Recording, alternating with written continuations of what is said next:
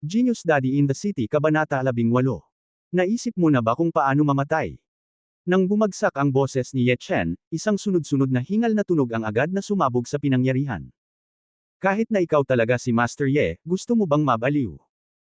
Hindi mo pa nga sinisimulan ang laban, kaya tanungin mo ang kabilang partido kung nakapagdesisyon na sila kung paano mamatay. Master Ye, nasa iyo ang lahat. Si Mr. Gu, na nakaupo sa upuan ng Grandmaster, ay tumayo at same time na yumuko kay Ye Chen. Ang kanyang pag-uugali ay katumbas ng higit pang pagpapatunay sa pagkakakilanlan ni Ye Chen. Ano? Siya ba talaga si Master Ye? Sa ilang sandali, ang mga mata na nakatitig kay Ye Chen ay puno ng sindik at hindi paniniwala. Paano magiging ganito? Bahagyang tinakto ni Lin Zhao ang kanyang mapupulang labi, at tinitigan si Ye Chen na may magagandang mata, ang kanyang puso ay nagugulo, Siya ba talaga si Master Ye? Hindi ba siya ang nobyo ni Yuhan, ang ordinaryong Ye Chen noon? Hanggang ngayon, hindi pa rin niya matanggap. At si Xiao Qin at ang iba pa na nakaupo sa likod ay tumayo pa mula sa kanilang mga upuan. Kahit na medyo nahulaan na nila ito, pagkatapos na makumpirma, naramdaman lang nila na ito ay walang katotohanan. Patuloy na dumura si Jiang Lei, siya talaga si Master Ye, siya talaga si Master Ye. Si Master Ye ang nabali ang isa sa mga daliri ni Liu Chuang, at pinatay pa ang junior ni Gu Fan. Upang maging junior ni Gu Fan, ang kanyang lakas ay hindi masyadong mahina.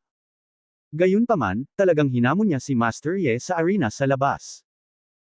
Matapos itong mapagtanto, nakaramdam ng hiya at galit si Lin Zhao, "Bastard, dahil ikaw si Master Ye, bakit hindi mo nilinaw kanina, gusto mo bang sadyang pagtawanan ako?" Iniisip kung paano niya naisip na si Ye Chen ay isang poloka sa isang balon noon, at kahit na paulit-ulit siyang tinutuya, si Lin Zhao ay nakaramdam ng hiya at galit. Paano kung ikaw talaga si Master Ye? Paano magiging simpleng tao si Gu Fan, kahit si Master Tan ay agad na pinatay ng kabilang partido, na gustong makipag-deal sa kanya? Hehe. Sa katunayan, sa lahat ng mga taong naroroon, mayroong higit sa isang nag-iisip na tulad niya, kahit na ang ilang mga bigwig sa upuan ng Grandmaster ay walang exception.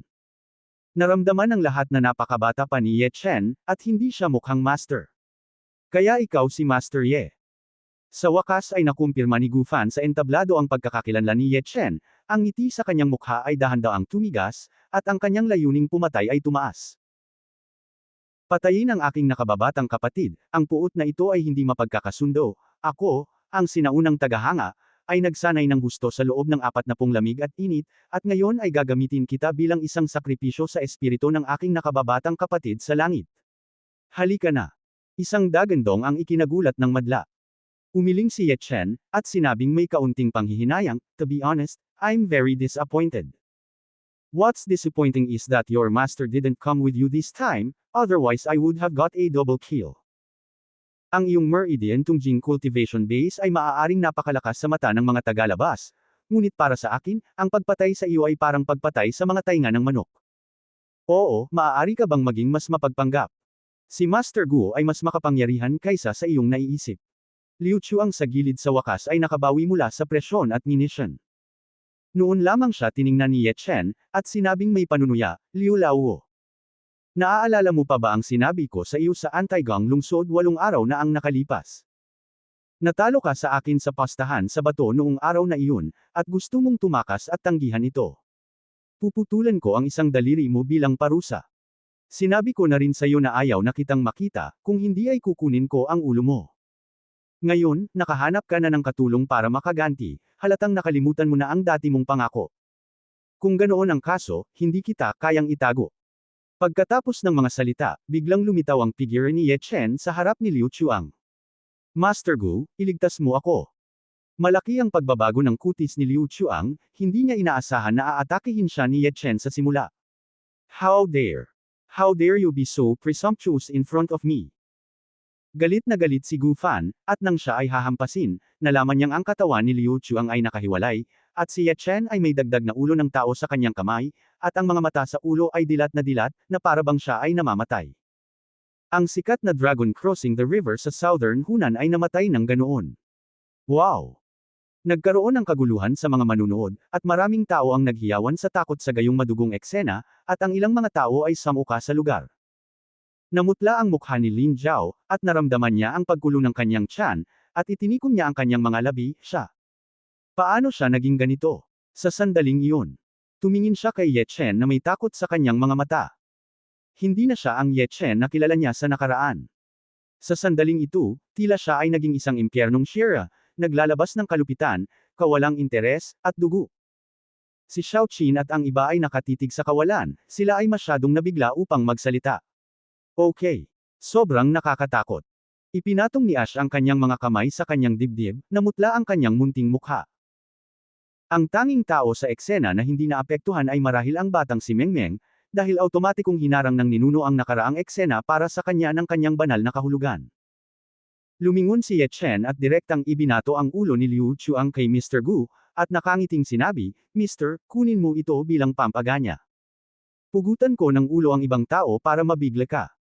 Nagmamadali itong sinalo ng matanda, kahit na nasa larangan ng digmaan noong mga unang taon niya, hindi niya maiwasang makaramdam ng kaunting hiya.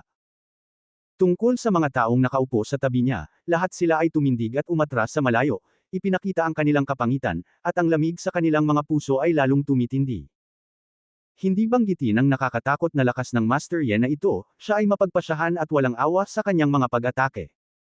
Kung hindi siya mamamatay ngayon, maaaring siya na ang pangalawang Tianan Yuan Bupo. At ang pamilya Gu ay may napakalakas na suporta. Kapag Xing, congratulations, nagtagumpay ka na lalo akong gustong patayin ka. Ngayon, siguradong mamamatay ka. Ang pag-uugali ni Ye Chen ay lubos ding ikinagalit ni Gu Fan, malamig siyang ngumiti.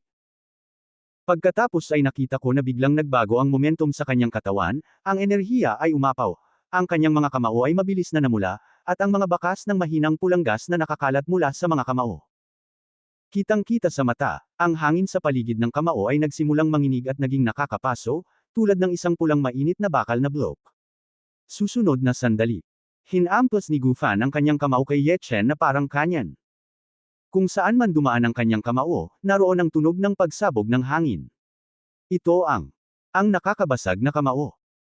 Si Chao Chanba sa gilid ay bumulalas, ang kanyang mukha ay puno ng pagtataka, ang Pusha Fist, ayon sa alamat, ay isang sikat na stunt na naintindihan ni Yuan Bupu 30 taon na ang nakakaraan, at naglalaman ito ng kanyang kalooban sa martial arts. Patayin ang Buddha, hinaharangan ng mga Diyos at patayin ang mga Diyos. Ang taong ito ba ay alagad ni Yuan Bupu? Nagbago ang mukha ni Zhao Jinming, at nakilala niya ito kaagad.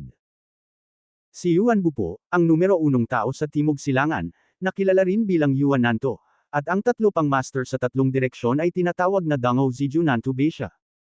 Ang gayong pag-iral ay halos isang anino sa kanilang mga ulo, na ginagawa silang parang bundok. Kung si Gu Fan ay talagang disipulo ni Yuan Bupu, walang alinlangang matatalo ang Master Ye na iyon. Masiglang sinabi ni Chao Tian, ito ay halos hindi mapaghihiwalay. For the sake of you coming all the way here, it's worth my time to play with you.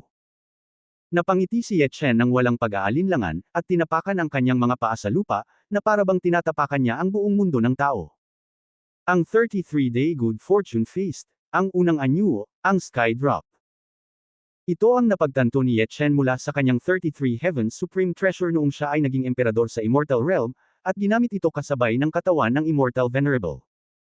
Ito ay isang body refining martial art na lumalampas sa mga immortal na pamamaraan, na may kabuuang 33 galaw. Kung magsagawa ka ng 33 galaw ng sabay-sabay, maaari kang gumamit ng 33 beses ang lakas ng labanan. Tulad ng sinasabi, sa 33 araw, ang langit ay ang pinakabanal, at ang banal na kamao ng magandang kapalaran ay namamahala sa lahat ng paraan. Ang unang 10 galaw ay, pag-angat ng palawit sa langit, pag-alog ng hakbang sa langit, pag-ikot ng sky sail, pagtakip sa earth sail, pagsipa sa cloud kick, pag-alog ng sky hammer, pagsunog ng palad ng langit, pagkuha ng kuko ng dragon, pagkuha ng kamay ng bituin, at pagsira sa daliri ng buhay. Sa paghakbang ng paa ni Ye Chen, biglang nagbago ang kanyang aura, at siya ay hindi natitinag tulad ng isang bundok. Sabay-sabay. Ang momentum ni Gu Fan na tumatakbo ay mabilis na tumalon, at ang mapanira na kamao ay may halong tunog ng pagbasag ng hangin, na naging dahilan upang ang hangin sa paligid niya ay manginig tulad ng isang mabagyong dagat. Sa ilalim ng momentum na ito, ang mga taong mas malapit sa madla ay nagluwa ng isang subaw ng dugo, sunod-sunod na umatras, at muling tumingin kay Gu Fan ng may higit na takot. Itong tinatawag na Master Ye ay patay na. Halos lahat ay ganoon ang tingin. Bagamat pinatay ni Ye Chen si Liu Chuang sa bilis ng kidlat, hindi pa rin siya pinapaboran ng lahat. Pagharap sa umaatungal na suntok ni Gu Fan, ngumiti si Ye Chen, at hindi siya umiwas, at tinanggap niya ito ng direkta. Malamig na tumikim si Gu Fan, walang tigil ang kanyang mga suntok. Bobong bata. Sa tingin mo ba kung papatayin mo ang aking junior na kapatid, maaari mong labanan ang aking Shashakuan? Ito ay napakalakas. Hindi napigilan ng lahat na mapasigaw. Baliw talaga siya. Ang bastos na ito, bakit siya nakatayo? Natakot kaya siya? Kinagat ni Lin Zhao ang kanyang mga ngipin at halos samukan ng dugo. Sa isang banda, hindi niya matanggap ang pagkakakilanlan ni Ye Chen bilang Master Ye, at sa kabilang banda, ayaw niyang may mangyari kay Ye Chen. Gayunpaman, sa susunod na sandali, agad silang natakot. Hlang! Sa tunog ng pagbangga ng ginto at bakal, tumpak na tumama ang nakakabasag na kamao ni Gu Fan sa dibdib ni Ye Chen.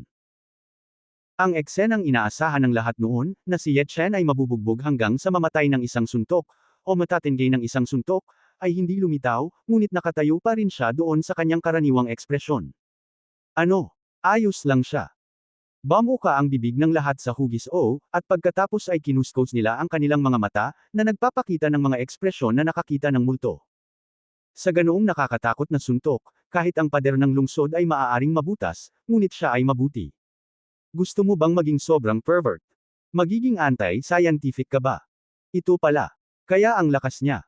Pinalaki ni Lin Zhao ang kanyang magagandang mata at hindi katanggap-tanggap na bamulong sa sarili.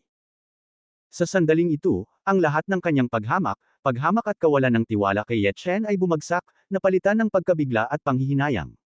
Ito. Paano ito posible? Si Gu Fan ang pinakanagulat. Sapat na ang tiwala niya sa kanyang suntok, dahil bago iyon, nasuntok niya ang isang bakal na plato. Napaharap sa kanyang pagkabigla, si Marvin Ye ay ngumisi, ito ba ang pinakamalakas mong suntok? Ang lakas talaga, ngunit sa kasamaang palad, wala itong silbi sa akin. Nang marinig ito, labis na nagalit si Gu Fan, ngunit may bakas ng takot bilang karagdagan sa kanyang galit, kahit na ang kanyang pinakamalakas na suntok ay pilit na tinanggap ng kalaban, paano niya siya sasaktan sa susunod? Unti-unting umusbong ang isang pag-urong sa kanyang puso, at ang kanyang mga yapak ay dahan-daang gumalaw, patungo sa gilid ng singsing na kahanga-hanga. Binigyan na kita ng pagkakataon. Ikaw ang hindi tumupad dito. Ngayon, ako na ang gumawa ng hakbang. Umiling si Ye Chen, bahagyang ibinuka ang kanyang mga labi, at dahan-daang naglabas ng ilang salita. Ang 33-day Good Fortune Feast. Ang pangalawang anyo, ang Heaven Sharing Step. Bumagsak ang boses. Bahagyang itinaas niya ang isang paa, at saka mabigat na humakbang sa lupa. Kung ikukumpara sa dating malakas na aura ni Gu Fan, ang kanyang paa ay tila casual na humakbang palabas. Boom! Nagkaroon ng malakas na ingay, at ang buong lupa ay yumanig na parang avalanche ng bundok at ang lupa ay nagbitak, at ang mga tao sa audience ay naapektuhan din ng pagkabigla, at naramdaman na lamang nila ang pagsuray-suray sa ilalim ng kanilang mga paa at sunod-sunod na bumagsak sa lupa.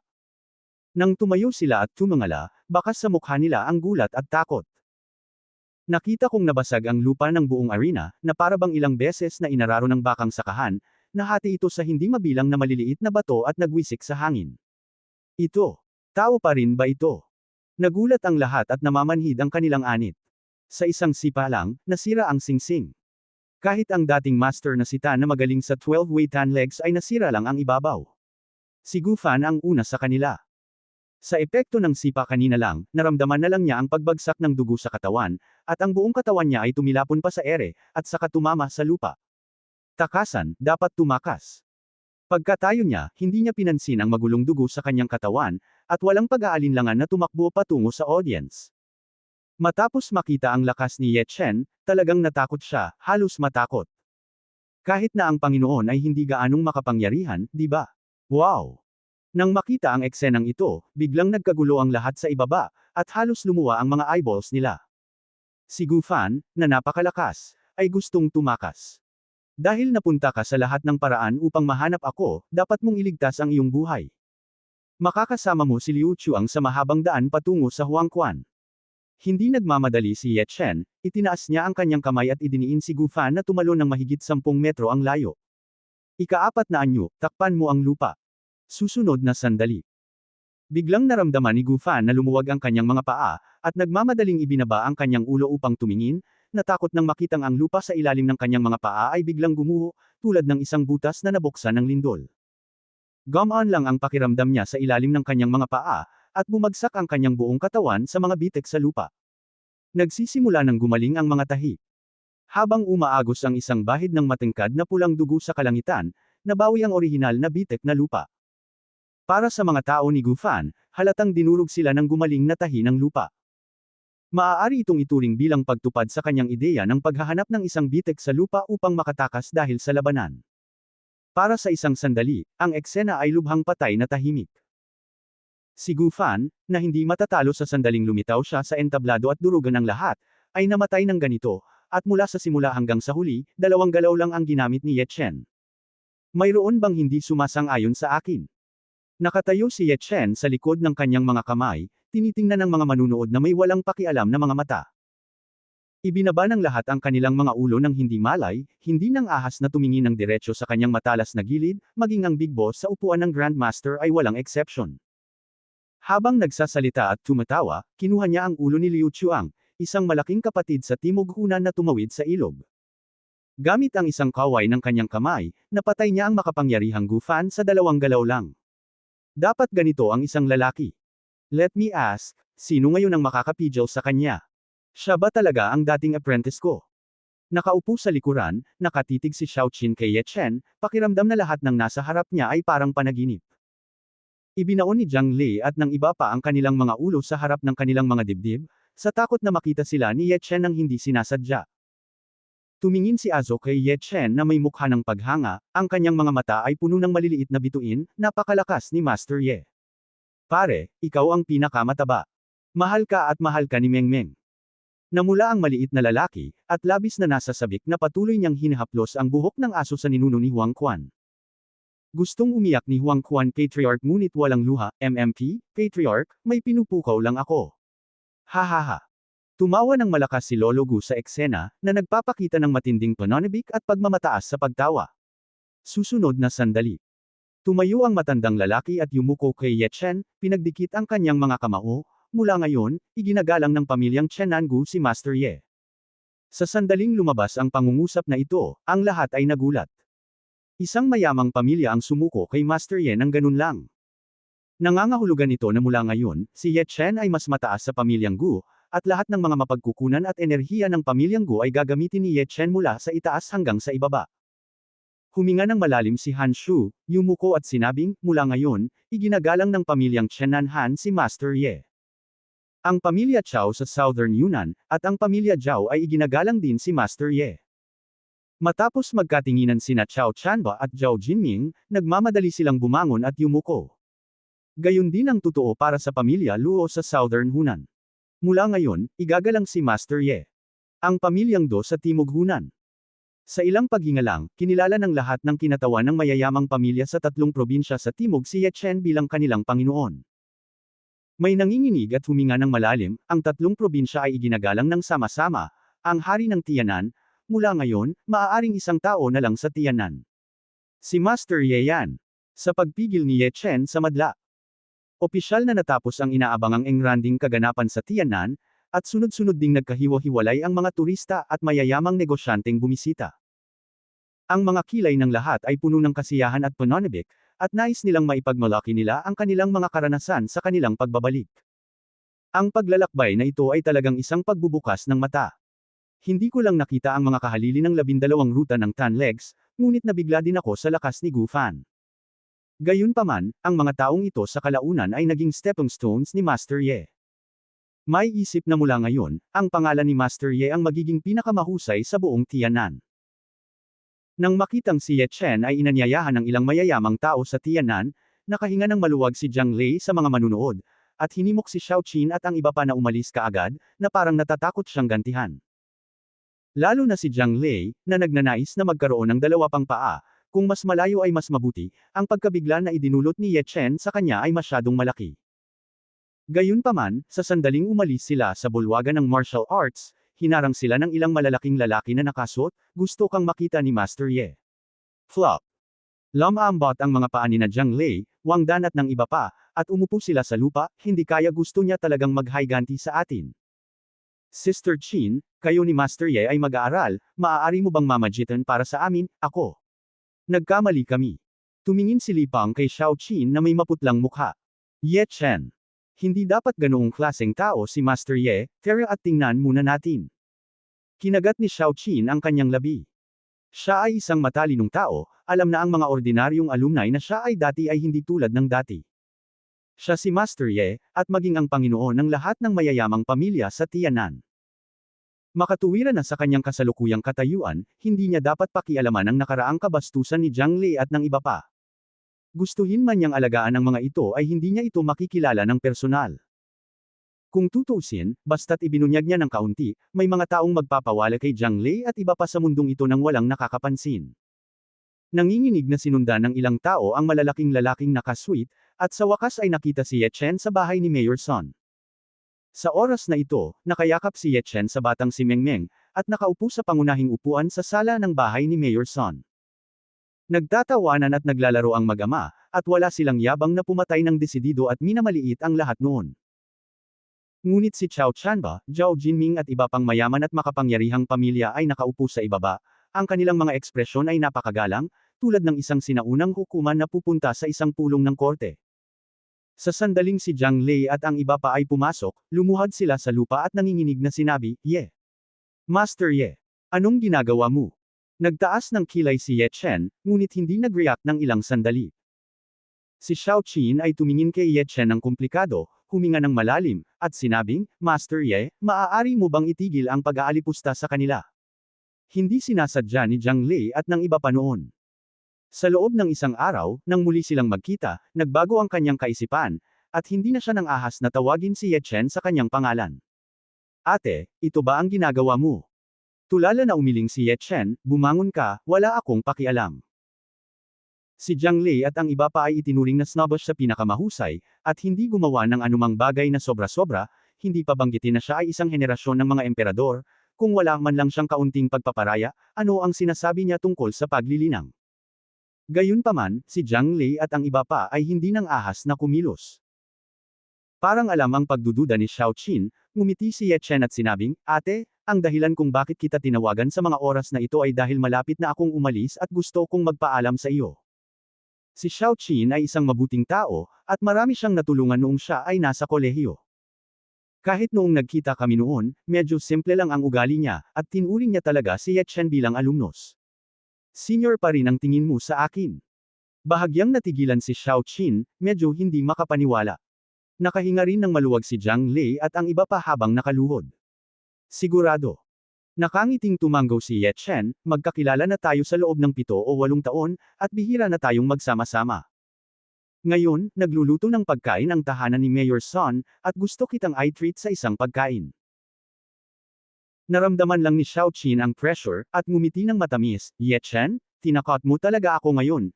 Akala ko hindi muna ako makikilala pagkatapos mong maging Master Ye, pero pinahahalagahan ko ang iyong kabaitan, bilasan natin bumalik ka sa kumpanya, kung pupunta ka sa Shonan kung may pagkakataon, ililibre kita sa hapunan. Walang pagpipilian si Ye Chen kundi ang sumang-ayon, at pagkatapos magsalita ng ilang salita, umalis si Xiao Qin kasama si Zhang Lei at iba pa na malapit ng mapatawad. Pagkaalis ng lahat, sinulyapan ni Ye Chen ang natutulog na maliit na lalaki, ibinaling ang tingin sa ninuno ni Huang Quan, at mahinang sinabi, ilabas mo ang mga gamit. Ano? Si Patriarch Huang Quan ay yamakap sa sofa, patuloy na nanginginig ang kanyang mga tainga, at tumangala sa kisame na may ekspresyon na hindi ko alam kung ano ang sinasabi mo. Napangiti si Ye Chen, huwag mong isipin na hindi ko ito nakita, noong tumakas si Gu Fan ngayon, nagnakaw ka ng isang bag mula sa kanya. Ang tinatawag na satchel ay isang uri ng cloth bag na may butas sa gitna at maaaring maglagay ng mga bagay sa magkabilang dulo. Sa oras na iyon, ang satchel na ito ay nakasabit sa baywang ni Gu Fan. Siya ay napakalinaw tungkol sa ugali ng ninuno ni Huang Quan, malabog, walang kahihiyan, tuso, at kahit na walang silbi, kung hindi, maaari siyang malito bilang isang matandang halimaw sa panahon ng kapigatian. Dahil nakikita niya ito, dapat hindi ito masyadong masama. Nang makitang nakita na ni Ye Chen ang lahat ng kanyang naunang aksyon, dahan-daang iminulat ni Patriarch Huang Quan ang kanyang mga mata. Pagkatapos ay tumakbo siya sa gilid ni Ye Chen, ibinuka ang kanyang bibig at iniluwa ang bag, at sinabing may nakakabigay puri ng ngiti, Guro, ano? Huwag mo akong intindihin, Erguzi, mabait akong tulungan ka, sumusumpa si Erguzi, tutulungan kita. Ganap na wala ni Katie Ting na pagkamakasarili, kung hindi, hayaan mo akong mamatay ng buong lakas. Hindi nag-abala si Ye Chen na alagaan ito, at inabot niya ang bag. Pagkabukas nito ay nakita niyang maraming bagay ang nakalagay, tulad ng bank card, susi, cash, at iba pa. Bilang karagdagan, nakakita rin siya ng isang lilang bato na kasing laki ng isang jellybean, at isang mapa. Ang material ng mapa ay tila hindi tinatablan ng tubig na papel, at ang ibabaw ay mamantika, na dapat na pauiran ng suet. Ito ba? Kung Ming Stone. Nagliwanag ang mga mata ni Ye Chen, at hindi niya maiwasang mapangiti. Ang tinatawag na Kung Ming Stone ay isang uri ng refined material sa cultivation world. Bilang karagdagan sa pagpino ng mga magic tool, maaari din itong pinuhin ang space magic tool gaya ng storage magic weapons, gaya ng mga storage bag, storage ring, at storage bracelet. Si Gu Fan lang, isang sinaunang mandirigma, paano siya magkakaroon ng ganitong uri ng pagpipino ng material? Inilibot ni Patriarch Wang Quan ang kanyang mga mata at patuloy na gumuhit ng maliliit na bilog sa kanyang puso upang sampain siya. Maliit na dahon. Hindi, dapat itong tawaging Ye Puppy. Matandang ninuno, ang mga bagay na ninakaw ko sa aking kakayahan ay inagaw mo bago ko ito pinainit. Sa kasamaang palad, ito ay masyadong maliit. Bilang karagdagan sa kawili-wiling pagkagulat, si Ye Chen ay medyo nabigo din. Ang Kung Ming Stone sa kanyang kamay ay napakaliit para pinuhin ng isang storage ring. Hinanap niya muli ang bag, ngunit wala siyang nakita, kaya't kailangan niyang buksan ang mapa upang tingnan, at pagkatapos ay labis siyang nagulat, ito ba ang mapa ng Kung Ming Stone? Master, napakatalino mo. Ang patriarka ni Huang Quan ay kaagad na walang kahihiyanan ng bobola, Guzi, ang paghanga ko sa iyo ay parang agos ng tubig ng ilog, na walang katapusan na umaabot, at parang baha ng Yellow River. Pinutol ito ni Ye Chen gamit ang isang kaway ng kanyang kamay, itinuro ang isang pulang tuldok na minarkahan sa mapa, at nagtanong, tingnan mo, saan ang lugar na ito? Sundin ang mga punctuation point sa mapa. Nakipag-usap si Ye Chen sa Patriarch ni Huang Quan at napagpasyahan na ang Kung Ming Stone ay malapit sa isang county na tinatawag na Ba County sa Yuzhou, kaya humingi siya ng payo sa mga tao sa bayan. Nagpasya si Ye Chen na pumunta doon mismo. Dapat makuha ang Kung Ming Stone. Bilang isang cultivator, kung wala man lang siyang pinaka-basic na storage bag, magiging napaka-inconvenient na lumabas. Kung mayroon siyang magic weapon sa hinaharap, malamang na hindi niya maipasa ang security check sa isang eroplano. Kung ikaw ay may dalang lumilipad na espada o kung ano paman, huhulihin ka ng tiyuhin ng pulis dahil sa pagkakaroon ng mga kontroladong kutsilyo. Ang tanging bagay na nakapagtataka sa kanya ay kung paano nalaman ng isang ordinaryong tao tulad ni Gu Fan na mayroong Kung Ming Stone, ngunit tila hindi niya alam kung ano ang Kung Ming Stone. Sa labasan ng Yanwei Town, isang Land Rover ang pumaroda sa gilid ng kalsada. Si Lin Zhao ay nakatayo sa tabi ng kotse, tinitingnan ng bayan gamit ang kanyang magagandang mata. Pagkatapos ng martial arts competition, umalis na ang lahat pero nanatili siya. Dahil, gusto niyang humingi ng tawad kay Ye Chen. Si Han Shu sa gilid ay ngumiti ng pilit, at gusto siyang hikayatin, ngunit hindi niya alam kung ano ang sasabihin. Nang makita niya si Ye Chen na naglalakad palabas kasama ang kanyang anak na babae sa kanyang mga bisig. Lumiwanag ang mukha ni Lin Zhao, at nang may sasabihin sana siya, nalaman niyang hindi siya nilingon ni Ye Chen, ngunit diretsyong nilagpasan sila, na parang hindi niya nakita. Namula ang mga mata ni Lin Zhao, napakagat siya sa labi, at isang hindi maipaliwanag na emosyon ang bumalot sa kanyang puso. Gusto niyang humingi ng tawad kay Ye Chen. Gayunpaman, hindi man lang siya binigyan ni Ye Chen ng pagkakataon. Tumangala si Han Shu sa madilim na ulap sa itaas ng kanyang ulo, at bumantong hininga, "Tara na, uulan na." Bumagsak ang boses. Nagkaroon ng muffled na kulog sa hangin, at isang pattern ng ulan ang tumama mula sa malayo. Nagmamadaling bumalik si Han Shu sa kotse at kinuha ang kanyang payong. Tinanggihan ni Lin Zhao ang kanyang payong, at determinadong pinagtibay ang ulan para abutin ang likod ni Ye Chen. Nakasuot siya ngayon ng sapatos na may matataas na takong, marahil ay tumakbo siya ng napakabilis at hindi sinasadyang nabali ang kanyang takong, at nahulog siya sa lupa sa isang kalabog. Hindi pinansin ang pananakit ng kanyang tuhod, itinaas niya ang kanyang ulo para tingnan si Ye Chen na papaalis na, at sumigaw, "Ye Chen." Noon lamang siya nilingon ni Ye Chen, ano ang problema? Noong nag-uusap sila, umuulan ng malakas sa itaas ng kanilang mga ulo, at lumitaw ang isang purple light curtain sa katawan ni Ye Chen. Pinuprotektahan siya ng magaan na kurtina at ang batang si Meng Meng, na humaharang sa ulan sa labas. Ngunit ang buong katawan ni Lin Zhao ay nabasa ng ulan, kinagat niya ang kanyang labi at nahihiyang sinabi, "Oo. I'm sorry." Kasabay nito, ang pag-agos ng mga luha mula sa kanyang mga mata, na tila ang mga salitang ito ay tumitimbang ng 1,000 libra. Hinabol mo ako para lang sabihin yun. Si Ye Chen ay tumingin sa kanya ng kakaiba, umiling at sinabing, hindi mo kailangang mag-sorry sa akin, dahil wala kang dapat ipag-sorry sa akin. Nang marinig ito, nanginag ang puso ni Lin Zhao, at narinig niyang muling sinabi ni Ye Chen, okay, bumalik kayo kaagad, huwag sipon. Sa sandaling lumingon si Ye Chen, mapait na ngumiti si Lin Zhao, ako. Magkaibigan pa rin ba tayo? Kaibigan. Nang hina ang mga yapot ni Ye Chen, at nanunuya niyang sinabi, ikaw ang babae ng pamilya Lin at boss ng isang kumpanya, paano ako, Ye Chen, magiging kaibigan mo? Ako. Ang mukha ni Lin Zhao ay namutla, at hindi niya napigil ang igalaw ang kanyang mga labi, ngunit sa sandaling ang mga salita ay dumating sa kanyang mga labi, nakita niya na ang mga ito ay walang kapangyarihan. Alam niyang kinukutya siya ni Ye Chen dahil sa paulit-ulit na pagharang sa kanya na makasama si Su Yuhan noon. Ito talaga ang kaso. Hindi niya kailanman tiningnan ng seryoso si Ye Chen, kaya paano niya sasabihin ang tungkol sa mga kaibigan? Ngayong naiisip ko, biro lang. Kung iisipin, hindi niya napigil ang umiyak. Sorry talaga. Hindi na sana kita minamaliit noon, at hindi na lang sana kita sinuportahan ni Yuhan. Ang kawawang bata noon, na ngayon ay umaakyat sa langit, ay naging Master Ye na tinitingala ng lahat. Napatunayan ng mga katotohanan na tama ang pinili ni Yuhan. Nang tulungan siya ni Han Shu na tumayo at babalik na sana ng malungkot, isang mahinang boses ang nagmula sa likuran. Hehe, kahit hindi kita kaibigan Ye Chen, best friend ka pa rin ni Yuhan, tama na. Si Lin Zhao ay nabigla sa pagkagulat, bigla siyang lumingon sa likod, at nalaman na ang anyo ni Ye Chen ay nawala sa ulan. Sa gilid ng mga alon. Umupo si Ye Wen sa isang upuan, nakatingin sa magulong ilog sa malayo, ang kanyang magandang mukha ay puno ng kalungkutan, at siya ay pamayat ng husto.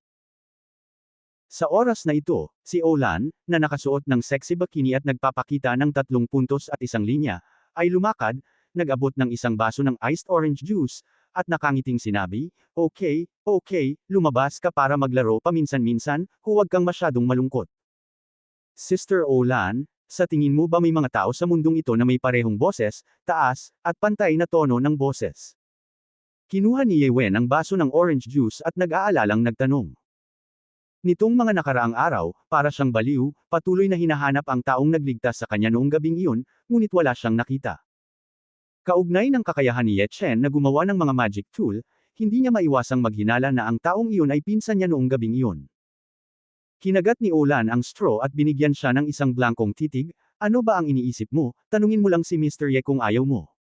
Nang mabanggit si Ye Chen, galit na galit din siya. Simula nung pinagaling niya ang sakit ng tatay niya last time, parang hindi na sila masyadong nagkikita. Nararamdaman ni Olan na si Ye Chen ay tila nagsasara ng distansya sa pagitan niya at ng kanyang sarili. Nang marinig ito, mapait na ngumiti si Ye Wen. Pumunta siya sa pinto noong huling beses upang humingi ng tawad kay Ye Chen, ngunit wala siyang lakas ng loob na sabihin iyon. Nang bumalik siya mamaya, nalaman niyang lumabas na si Ye Chen. Upang pasayahin siya, biglang sinabi ni Olan ng misteryosong, nga pala, narinig mo na ba ang tungkol kay Tianan Huo? Napailing si Ye Wen ng walang laman. Nabalitaan ko na ito ay isang low-key event na ginanap ng buong Tianan Giants, ngunit ngayon ito ay kumalat na. Sabi ni Olan na may buong mukha ng Pononabik, nabalitaan ko na ang kompetisyon ng martial arts ay isang ring fight. Ito ay mas trahedya kaysa sa nasa TV. Tila may mga sinaunang mandirigma na lumilitaw, at ang sipa ng isang tao ay maaaring yumanig sa lupa. Narinig din niya ang balitang ito mula sa isang kaibigan na pupunta sa Yanwei Town. Nandoon din ang kabilang party noon, at agad niyang ipinagmalaki ang sarili pagkatapos. Pero hindi siya naniwala. At pagkatapos, medyo absent-minded si Ye Wen. Napabuntong hininga si Olan at nagpatuloy, sinasabi na ang numero 1 sa kompetisyon ng martial arts na ito ay tinatawag na Master Ye, at kinikilala siya ng lahat ng mayayamang pamilya sa Tianan bilang Master. Master Ye. Natigilan si Ye Wen, ngayon tuwing naririnig niya ang apelyidong Ye, hindi niya namamalayan ang kanyang pinsan. Baka siya talaga. Si Ye Wen ay nagmamadaling tumingin kay Olan at sinabing, Sister Olan, saan mo narinig ang balita? Isang kaibigan ko, nandoon din siya noon. Walang iniisip na sabi ni Olan. Sabik na sabi ni Ye Wen, Kung gayon, maaari mo bang tanungin ang iyong kaibigan kung mayroon siyang video ni Master Ye? Kahit na ang mga larawan ay ayos lang. Si Olan ay mukhang problemado, nag-alinlangan sandali, at sinabing, sige, hihilingin kita, ngunit hindi ko ito magagarantiya. Nang kunin niya ang telepono at tatawagan sana ang isang kaibigan, bigla siyang nakarinig ng mga bulalas mula sa buong paligid. Tingnan mo, may mga tao sa ilog. Nagmamadaling tumingin sina Olan at Ye Wen, at nakakita ng madilim na anino sa malabo na ibabaw ng ilog, na parang malabong tao, at mabilis na tumatakbo patungo sa dalampasigan. Sa ilang paghinga lang ay tuluyan ng tumambad sa paningin ng lahat ang itim na anino. Tao talaga yan, at matandang lalaki pa. Diyos ko, tama ang nabasa ko, talagang tumatakbo ang kabilang partido sa ilog, tumatakbo sa ilog gamit ang kanyang mga paa, nang walang anumang tulong sa labas. Sobrang bilis niya, papunta siya sa amin.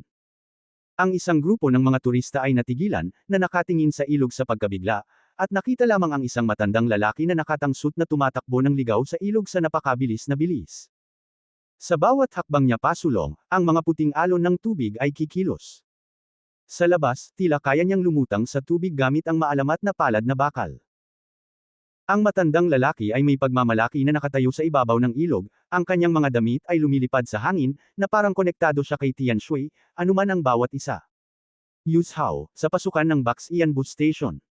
Isang binata ang lumabas kasama ang isang batang babae na mga 4 o 5 taong gulang sa kanyang mga bisig. Niyakap ng maliit na babae ang isang maliit na itim na aso at dilat na tumitig sa daloy ng mga tao sa paligid niya. Maya't maya ilang beses siyang sumisigaw na parang lark, habang nakangiti naman ang binata. Ang binata ay si Ye Chen.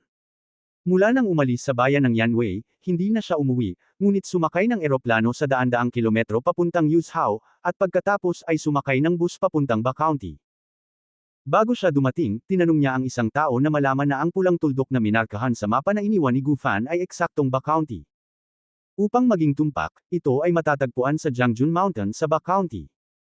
Hindi naman siya nagmamadali sa daan. Kung tutuusin, bihira lang ang lumabas minsan, at kasama niya ang kanyang anak na babae. Kalalabas lang niya para maglaro bilang mag-ama, at mag-enjoy sa tanawin at sa mga tao sa paligid. Dad, saan tayo pupunta ngayon? Tumingin ang maliit na lalaki sa iba't ibang mga stall ng pagkain sa pasukan ng istasyon, na naglalaway, nagugutom si Mengmeng, gusto ni Mengmeng kumain ng masarap. Go, isasama ka ni Dad para kumain ng masasarap na pagkain. Nang halikan siya ni Ye Chen, niyakap siya at nagplanong humanap ng lugar na makakainan. Biglang may nagtatanong na boses sa likod niya. Malangit na Hari Gedeho. Saglit na natigilan si Ye Chen, at hindi naiwasang lumingon sa likod, at nakita niya ang isang matangkad na binata na may makapal na kilay at malalaking mata na nakatayo sa likuran niya, na may bakas ng pagkakilala sa pagitan ng kanyang mga kilay. Malangit na Hari Gedeho. Muling sabi ng binata. Ngumiti si Ye Chen at sinabing, tinatawag ng Jade Emperor ang inang Reyna. Ngumiti ang binata, ang Pagoda Town River Demon. May asterisk loincloth. Katatapos lang magsalita ni Ye Chen. Ang binata ay sumigaw at sumugod, niyakap si Ye Chen, tumawa at sinabing, Older Ye, hindi ko akalain na ikaw pala iyon. Shenjing, maraming taon na kitang hindi nakikita. Tinapik siya ni Ye Chen sa likod, at pagkatapos ay tumawa. Ang binata sa kanyang harapan ay si Shenjing, ang kanyang kaklase sa high school, na may palayaw na nervous. To be precise, nasa iisang table siya noong third year high school. Simula noon, mahigit 10 taon na kaming hindi nagkita, pero hindi ko inaasahan na dito kami magkikita. Kung hindi dahil sa dalawang code words ngayon, baka hindi siya nakilala ni Ye Chen. Para sa dalawang code na iyon, inimbento ni Shenjing bago siya lumipat ng paaralan. Hindi naman sa maraming taon kitang hindi nakita, pero 15 taon na kitang hindi nakikita. Matapos bitawan ni Shenjing si Ye Chen, galit na pinandilatan niya ito, pagkatapos ay tumingin kay Mengmeng at sinabing, Dam, ganito nakatanda ang anak mo, maliit na lalaki, halika rito, tawagan ang tiyuhin para makinig. Malamig na bamantong hininga ang maliit na lalaki, at mayabang na tumalikod upang hindi siya pansinin. Ito ang anak kong si Mengmeng. Ngumiti si Ye Chen. Let's go, I finally saw you, talo ako kapag hindi kita pinababa ngayon. Hinawakan siya ni Shenjing at dumiretso sa malapit na hotel. Matapos makipagkilala. Mayroong higit sa 100 walang laman na bote ng alak sa mesa. Si Shenjing ay sininok, namula at sinabing, bakit ka pumunta sa aming Ba County? Huwag mong sabihing narito ka para hanapin ako. No, taking advantage of my daughter's vacation, I simply took her around. Sinulyapan ni Ye Chen si Mengmeng na nakaupo sa tabi niya, patuloy na nagsasampa at humihila ng malaking yulang, medyo natulala. Girl, napakalupit mo sa pagkain, pwede bang huwag mong ipahiya ang tatay mo? Nanunood ang matandang kaklase ko, tsaka hindi naman kami madalas gutom sa iyo ng tatay mo. Galit na sinabi ni Shen Jing, paano magiging maayos ang ating sirang lugar? Kawawang bundok at masamang tubig. Alam mo ba kung nasaan ang General Mountain? I came here this time just to have look. Sinadya o hindi sinasadyang tanong ni Ye Chen. General Mountain. Saglit na natigilan si Shen Jing, pagkatapos ay ngumiti, nagkataon lang, pupunta ako sa Jiangjun Mountain bukas ng umaga. Tila batid ni Shen Jing ang mga pag-aalinlangan ni Ye Chen, laminggalinga si Shen Jing sa paligid, hininaan ang kanyang boses at nagsabi, ang aking matandang lalaki ay ang mahistrado ng county. Ayon sa kanya, isang batang babae na may apelyidong Tang ang dumating mula sa Hong Kong sa pagkakataong ito. Ang kabilang partido ay bumalik upang sambahin ang mga ninuno. Kaya't ang mga pinuno ng buong county ay sinasamahan sila, hindi, papangalanan sila ng aking ama at hilingin sa akin na kunin sila bukas. Mula sa Hong Kong Island. Natigilan si Ye Chen, at pagkatapos ay sinabing may ngiti na hindi ngiti, kung hindi ako nagkakamali, hindi mababa ang status ni Miss Tang. It really made you guess right. My father said that her family is considered rich in Hong Kong. Tumawa si Shen Jing, na may kaunting kawalang kasiyahan sa kanyang mga salita, pero hindi ko siya gusto, at may pakiramdam ng pagmamataas sa buong katawan ko, at ako lang ang gustong pasayahin siya ng gusto, at gustong makakuha ng puhunan. But you came at the right time this time.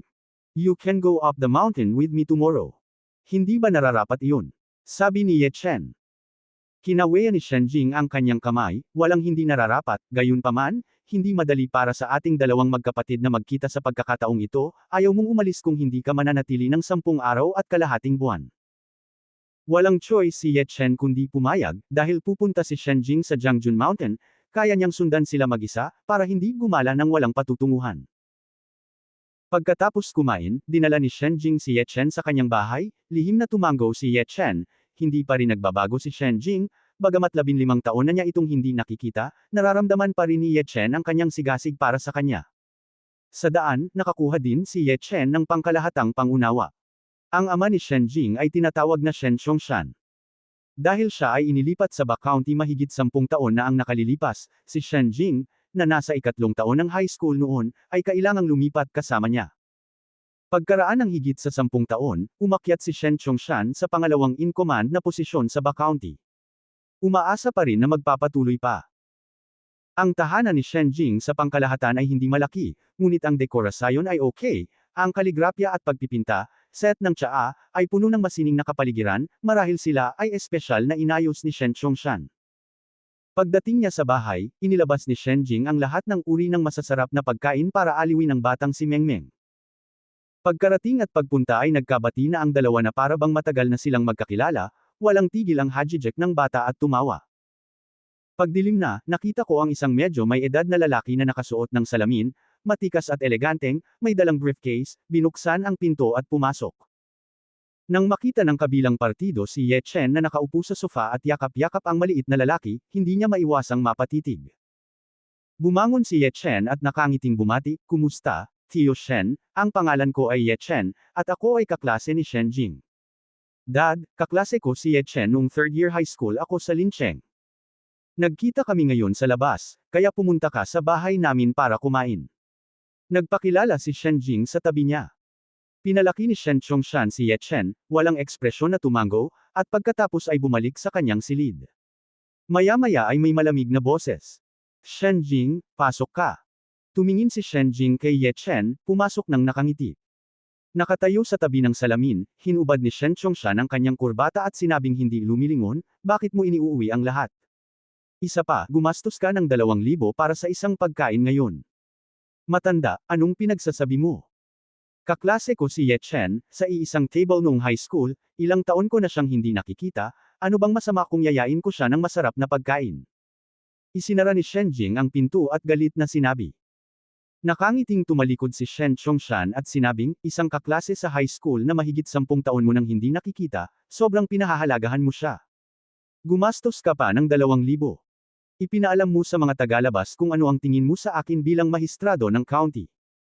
Napansin niya ang mga damit ni Ye Chen mula nang pumasok siya sa pinto. Sa kanyang palagay, hindi masyadong magaling ang kaklase ng kanyang anak, at talagang hindi niya ito mapapalapit sa kanyang anak. Medyo nagalit din si Shen Jing, anong masama kung gumastos ako ng sarili kong pera para kunin siya? Hindi ko ginastos ang pera mo, matanda, masyado kang maluwag. Hayaan mo siya bukas. Sabi ni Shen Chongshan. Humalaklak si Shen Jing, wala kang desisyon, tsaka, dadalhin ko siya bukas sa General Mountain. Biglang nagalit si Shen Chongshan, bastard, dalhin mo siya doon, paano kung magalit sina Miss Tang at Master Yao? Ang away sa pagitan ng dalawa sa silid ay hindi malaki o maliit, ngunit salita sa bawat salita ay nakarating sa pandinig ni Ye Chen. Matapos lumabas na galit si Shen Jing, binuhat ni Ye Chen ang maliit na lalaki at nakangiting sinabi, bigla kong naalala na may gagawin pa pala ako, kaya aalis muna ako. Tawagan mo lang ako kapag aalis ka na bukas. Huwag mo nang hintayin ang sagot niya. Binuhat ni Ye Chen ang maliit na lalaki at lumabas. Bumalik si Shen Jing kay Shen Chongshan na may galit sa mukha. Ngumisi si Shen Chongshan. Ipagpalagay na ikaw ay medyo may kamalayan sa sarili.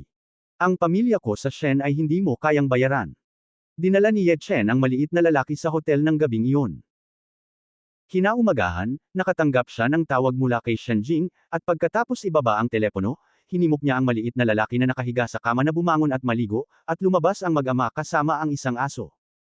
Sinabi ni Shen Jing sa telepono na ang panimulang punto ay sa ibaba ng kanyang bahay. Noong unang dumating si Ye Chen, nakita niya ang isang pulang supercar na Ferrari na nakaparada sa gilid ng kalsada. Si Shen Jing at ang kanyang anak ay may kausap na babae. Ang babae ay may isang pares ng willow leaf eyebrows, isang pares ng malinaw at matingkad na aprikot na mga mata, medyo tuwid na ilong, nakasuot ng itim na medyas, ngunit ang kanyang ekspresyon ay bahagyang malamig. At sa tabi niya ay nakatayo ang isang matandang lalaki na may puting buhok at nakapikit ang mga mata, na parabang walang interes sa kahit ano. Sa sandaling nakita niya si Ye Chen, si Shen Jing ay nagmamadaling batiin siya, at sinabing may pagkagilty na mukha, sa wakas ay dumating ka na, akala ko galit ka kahapon. Hindi, masyado kang maraming iniisip. Sabi ni Ye Chen.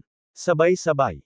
Walang pagpipilian si Shen Chongshan kundi magpaliwanag ng nakangiti, ngunit galit na galit siya kay Shen Jing sa kanyang puso.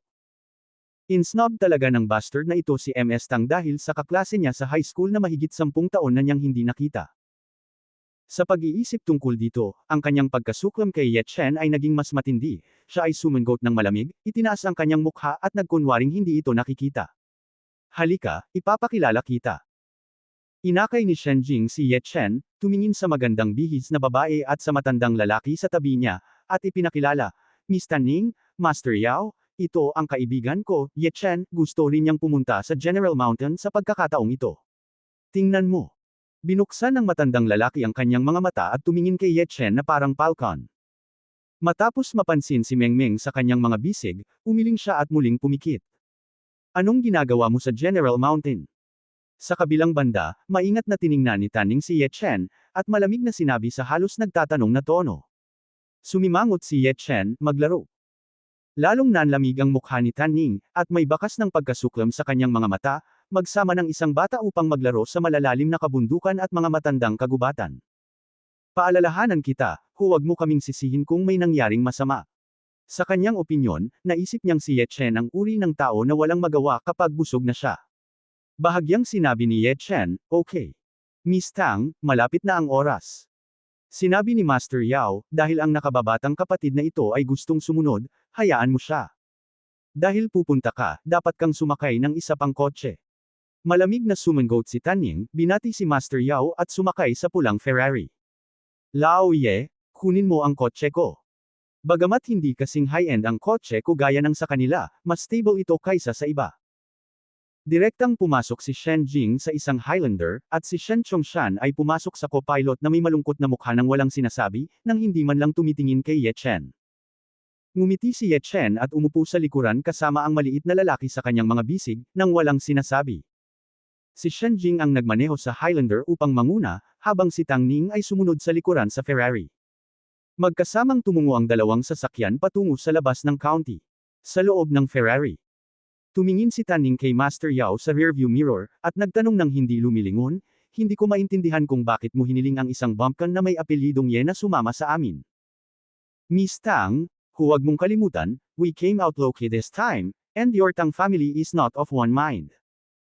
Ipinikit ni Master Yao ang kanyang mga mata at nagmuni-muni, dahil alam ng batang iyon ang aming kinaroroonan, hayaan siyang sumunod. Kung may anumang aksidente sa daan, walang pakialam ang matanda sa kanyang buhay o kamatayan. Agad namang namangha si Tanning nang marinig niya ang mga salita. Bagamat ang pamilyang Tang ay isang mayamang pamilya sa Hong Kong, ang interior ay hindi monolithic. Halimbawa, ang kanyang tiyuhin. Pagkatapos ng ilang segundong katahimikan, sa wakas ay sinabi ni Tanning, Master Yao, sigurado ka bang ang itim na butik sa aking likod ay sanhi ng isang aksidente sa ancestral home? 3 taon na ang nakalipas, nagkaroon siya ng kasing laki ng palad na itim na lugar 3 pulgada sa ibaba ng kanyang likod at balikat. Hindi siya umiinom ng gamot o nagpatingin sa doktor. Nang maglaon, siya ay hinuhusgahan bilang isang buhangin ni Master Yao sa kanyang harapan. Kalikasan. Bahagyang ngumiti si Master Yao, kumunat ang noo at sinabing, mukhang hindi masyadong nagtitiwala si Miss Tang sa kakayahan ng matanda. Paulit-ulit na umiling si Tanning.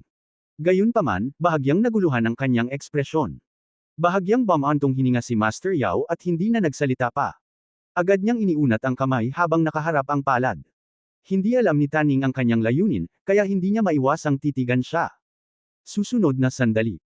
Sa kanyang hindi kapanipaniwalang tingin, nakita niya ang isang bulaklak ng lotus na biglang namumukadkad mula sa palad ni Master Yao. Ang bulaklak ng lotus ay kumikinang ng maliwanag, tulad ng isang banal na lotus.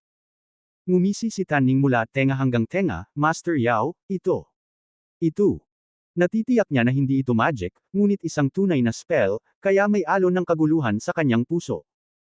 Kami sa mystical art world ay tinatawag itong blooming of a thought. Buong pagmamalaking sinabi ni Master Yao, ito ay isang maliit na panlilinlang lamang ng ating mahiwagang mga master. Ang isang tunay na master ng profound arts ay maaaring magpamukadkad ng 100 bulaklak sa isang pag-iisip, at maaaring magpatawag ng kulog.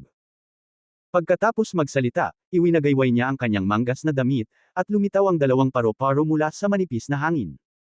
Walang tigil na umikot ang mga paro-paro sa paligid ni Tanning, at sa wakas ay damapo sa kanyang braso. Sa panahong ito, hindi gumagalaw si Tanning, dahil sa takot na kagatin siya ng 2 paro-paro. Pagkaraan ng ilang segundo, nag-ipon siya ng lakas ng loob na tingnang mabuti ang mga paro-paro sa kanyang harapan. Sobrang totoo. Bulalas ni Tanning mula sa kaibuturan ng kanyang puso, at pagkatapos ay tumingin kay Master Yao na may guilt sa kanyang mukha. Master Yao, hindi naiintindihan ni Tanning noon, kung may isang bagay na walang galang, mangyaring huwag makipagtalo sa akin. Natural lang yan.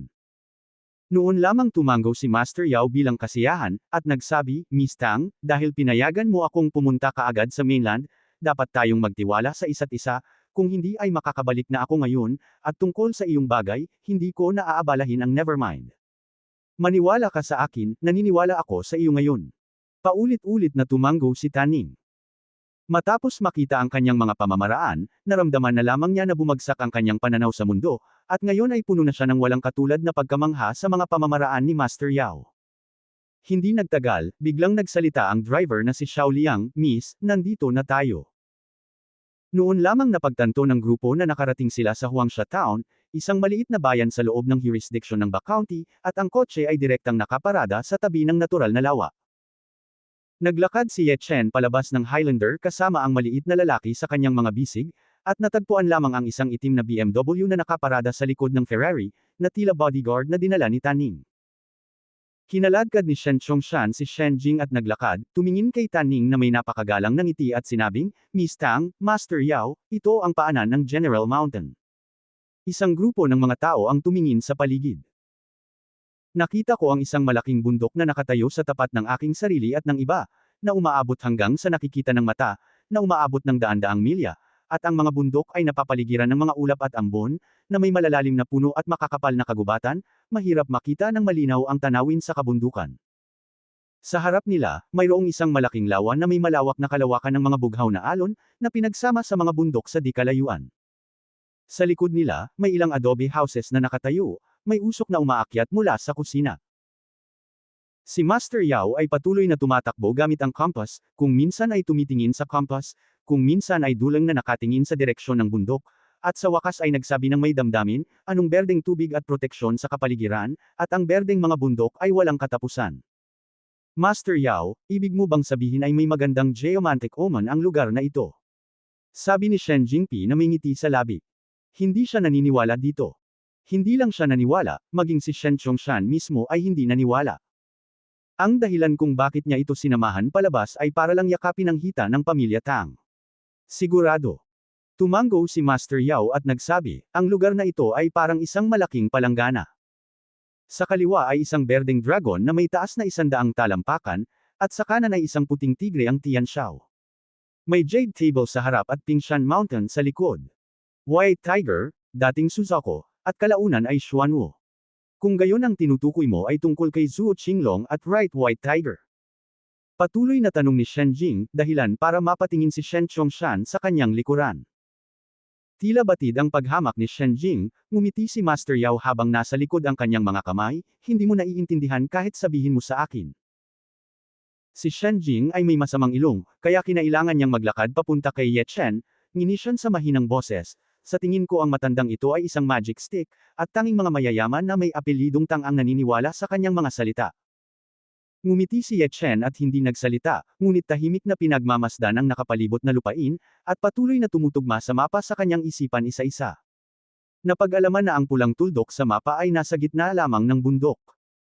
Biglang tumingin si Tan Ning kay Shen Jing, kung gayon, paano tayo papasok sa bundok ngayon?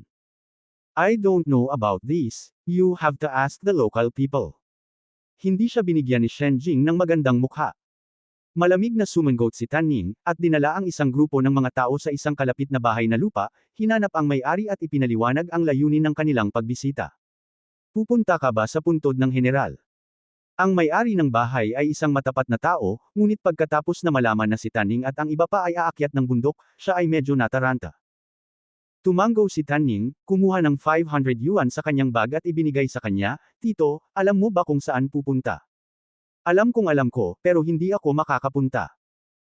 Ang tiyuhin ay hindi umabot upang kunin ang pera, ngunit patuloy na umiling, ang mga bundok ay hindi mapayapa kamakailan, at mayroong lahat ng mga uri ng nakakatakot na hiyawan sa gabi, at walang sinuman ang nang-ahas na umakyat sa bundok. Sabi ng mga tao sa ating bayan, may mga zombie sa kabundukan. Zombie. Humagalpak ng tawa si Tan Ning. Dapat ang mga tigre at leopardo sa bundok, bumababa sa gabi upang manghuli. Umiling si Tan Ning na may di paniniwala sa kanyang mukha, sabihin mo lang sa akin kung saan aakyat ng bundok. Aakyat tayo ng bundok ng mag-isa, kaya hindi mo na kailangang sumunod. Kung wala ka nang sasabihin, hahanapin ko ang mayor mo kapag lumingon ako. Si Shen Chongshan ay may tuwid na mukha, puno ng mga opisyal na detalye. Bamantong hininga ang tiyuhin, at walang pagpipilian kung hindi akayin ang lahat sa isang batong tagaytay sa tapat ng lawa, na itinuro ang isang landas na patungo sa gubat sa unahan, narito, ito ang pasukan.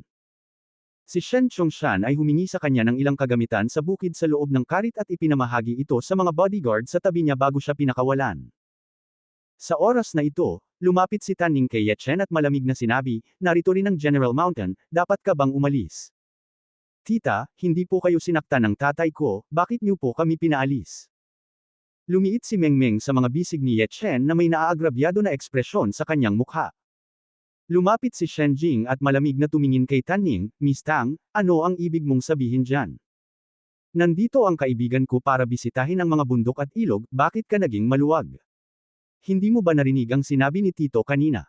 May mga zombie sa bundok, huwag mo kaming sisihin kung may nangyaring masama. Malamig na bamantong hininga si Tan Ning. Akala niya ay matatakot si Ye Chen kapag sinabi niya iyon.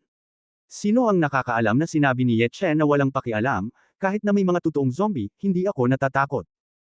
Bahala ka, kung may mangyari, wala kaming pakialam sa buhay mo o kamatayan mo.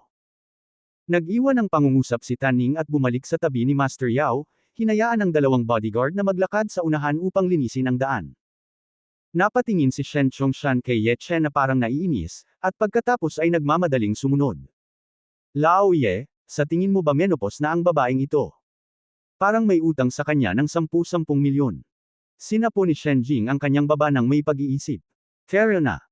Ngumiti si Ye Chen, binuhat ang maliit na lalaki at sinundan siya sa dulo, tanong ng maliit na lalaki, tatay, ano ang zombie? Ang mga zombie ay mga produkto ng mga taong namamatay, ang uri na kumagat sa kanilang mga leeg, tumatalon pataas at pababa. Unang sumagot si Shen Jing, at nakangiting sinabi, "Bata, kung may mga totoong zombie sa ilang sandali, natatakot ka ba?"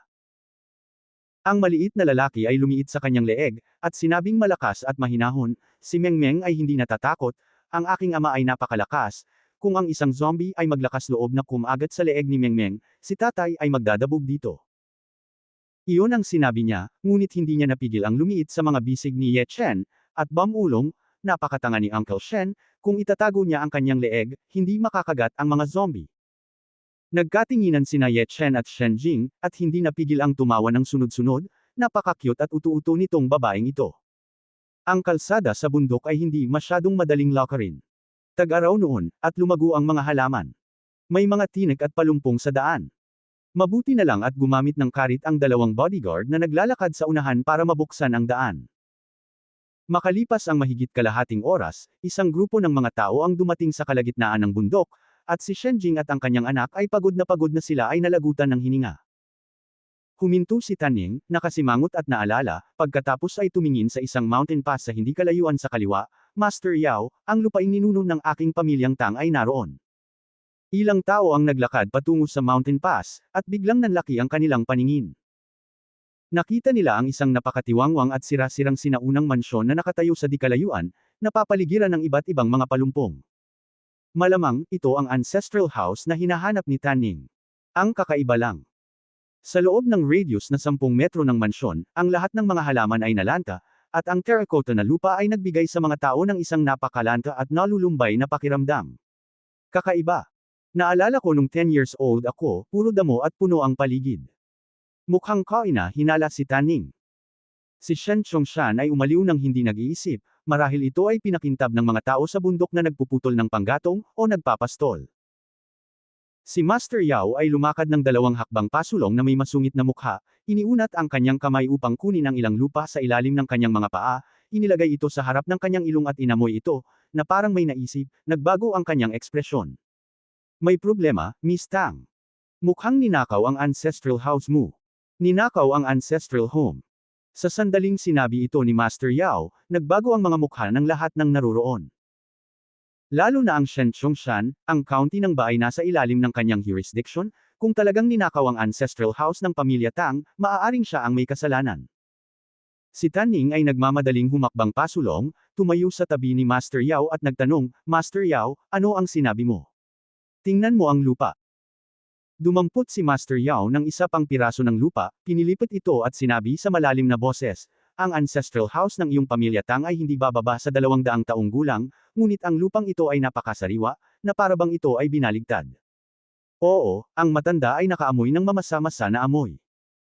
Habang nagsasalita siya, lumakad siya ng ilang hakbang, itinuro ang sira-sirang sinaunang mansyon sa kanyang harapan, itinuon ang kanyang mga mata sa nasirang tanikala ng tarangkahan, at sinabing, "Tingnan mo, may nakabasag ng kondado." Hindi maiwasan ni Taning na tumingin ng malapitan, pagkatapos ay ibinaling ang kanyang magandang mukha para tingnan si Shen Chongshan na galit, "Shen Chongshan, talagang kamangha-mangha ka. Miss Tang, hindi, ako." Patuloy na tumutulo ang malamig na pawis mula sa noo ni Shen Chongshan, at hindi niya alam kung paano ito ipapaliwanag. Ngumisi si Shen Jing sa gilid at sinabing, "Huwag kang magsalita ng marahas, hindi ba kondado lang ito? Paano mo masasabing ninakaw ang ancestral house? 200 taon na ang lumipas, at maaaring nasira ito dahil sa sobrang kalawang. Hindi ito kalaw-angin. Kung titingnan mong mabuti, ang kadena ng bakal sa kondado na ito ay napakaayos na naputol, na parang sapilitang pinutol ng isang matulis na sandata." Umiling si Master Yao, humakbang pasulong upang hilahin ang cade ng bakal na nahulog sa lupa, at inilagay ito sa harap ng lahat para magpaliwanag. Ang bawat isa ay tumingin ng malapitan at natagpuan na ito ay totoo. Matigas na sinabi ni Master Yao, at pagkatapos ay puno siya ng emosyon, ang pagnanakaw sa bahay ng ninuno ng isang tao, ang gayong pag-uugali ay sadyang kasuklam-suklam. Si Shen Jing ay ganap na hindi nakaimik ngayon, ang puso ni Shen Chongshan ay lumubog sa ilalim ng lambak, gusto niyang umiyak, ngunit sa kanyang puso ay pinagalitan niya ang alkalde ng Huangsha Town ng kalahating buhay. "Master Yao, ano ang dapat nating gawin ngayon?" Habang galit si Taning, medyo natarante rin siya. Kung ninakaw talaga ang ancestral house, hindi na siya makakapagnegosyo pagbalik niya. Nag-isip sandali si Master Yao, at sinabi, ang tanging plano ngayon ay pumasok at tingnan. Kailangang ilipat ang bahay ng ninuno, ngunit hindi ko alam kung naroon pa ang kabaong at mga buto ng iyong ninuno. Sige, sabay na tayong bumaba. Kinagat ni Taning ang kanyang mga ngipin, inikot ang kanyang ulo at sinabi sa isang binata na nakasot sa tabi niya, Xiao Liang, mag-iwan ng isang tao na magbabantay sa iyo sa labas, at lahat ng iba ay susundan ako. Sa pagtatapos ng pangungusap, malamig niyang tiningnan si Shen Chongshan. Nang inag si Shen Chongshan, at pinisil ang isang ngiti na mas pangit kaysa sa pagiyak sa kanyang mukha. Miss Tang, huwag kang mag-alala, kapag bumalik ako, mahigpit akong mag-iimbestiga at magbibigay ng paliwanag sa pamilya mong Tang. Seryoso ang usapin, ito ang ancestral home ng mayayamang pamilyang Tang sa probinsya ng Hong Kong, kung hindi makontento ang pamilya Tang, tatanungin siya ng mga tao pagkatapos, hindi pa siya banggitin, kahit ang mga taong nasa itaas niya ay hindi magagawa ang trabaho. Yumuko si Master Yao, dahan-daang binuksan ang pinto at pumasok. Kaagad, ang pinto ay gumawa ng hindi pangkaraniwang nakakatusok na tunog. Inakay ni Taning si Xiao Liang na sumunod. Matanda, bakit hindi tayo pumasok? Napalunok si Shen Jing, nakaramdam ng kaunting guilty. Sabagay, daan-daang taon nang bakante ang bahay sa harap ng lugar na ito. Sinasabing nakal-ilibing pa rin ang ninuno ng pamilya Tang. Not to mention the horror of the dead, kahit makamandag na ahas ay makapasok. Kapag nakagat ka, makakahanap ka ng maiyak. Si Shen Chongshan ay hindi gaanong magaling, ngunit nang naisip niyang siya rin ang may pananagutan sa bagay na ito, wala siyang pagpipilian kundi ang kumagat ng bala at pumasok. Ilang sandali, tanging si Ye Chen at ang kanyang anak na babae, si Shen Jing, at isang bodyguard na iniwan ni Taning ang naiwan sa eksena. Lao Ye, huwag kang pumunta, hawakan mo lang ang pamangkin ko at maghintay ka doon. Nag-aalalang sabi ni Shen Jing. Ngumiti si Ye Chen at sinabing, okay lang, sasama ako sa iyo. Dahil nalaman niyang ang pulang tuldok na minarkahan sa mapa ni Gu Fan ay nasa ancestral house na ito, siya ay labis na namangha, at lihim niyang tinanong ang ninuno ni Huang Quan, at nakuha muli ang kanyang paninindigan. Napabuntong hininga si Shen Jing at walang ibang pagpipilian kundi ang akayin siya sa bahay ni nuno ng pamilya Tang. Ang ancestral house ng pamilyang Tang ay napakatiwangwang. Matapos ang lahat ng mga taon na ito, ang bubong at mga bintana ay mahigpit na natatakpan ng mga sapot ng gagamba at mga lantang baging. Napakadilim sa loob kaya hindi malinaw na makita ang limang daliri. Kinuha ni Shen Jing ang flashlight para makita ng malinaw ang daan. Hindi mahalaga kay Ye Chen, siya ay may divine consciousness, kung saan, kahit nakapikit ang kanyang mga mata, malinaw niyang nakikita ang kanyang mga paa. Makalipas ang mga 10 minuto. Isang grupo ng mga tao ang pumasok sa hardin ng mansyon ng pamilya Tang. Ito ay maluwang, humigit kumulang 50 metro kwadrado, napapaligiran ng maraming paso ng bulaklak, o mga inukit na bato at mga pabilyong gumuho na.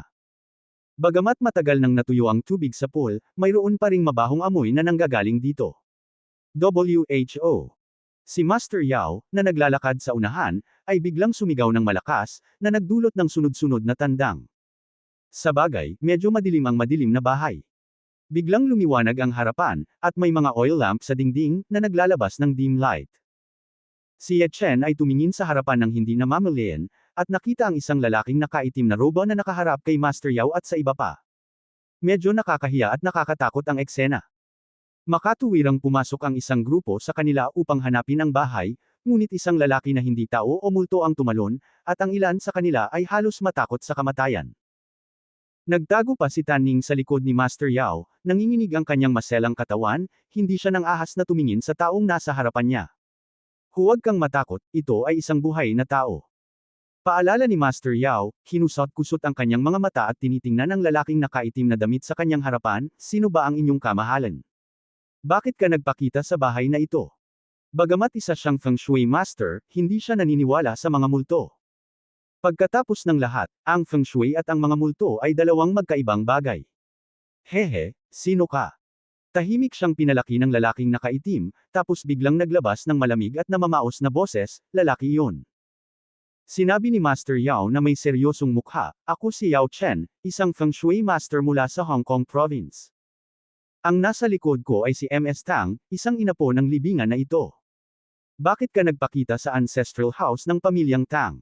Baka gusto mong magnakaw. Narinig na ang lalaking nakaitim na roba ay isang tao. Nakahinga ng maluwag ang lahat.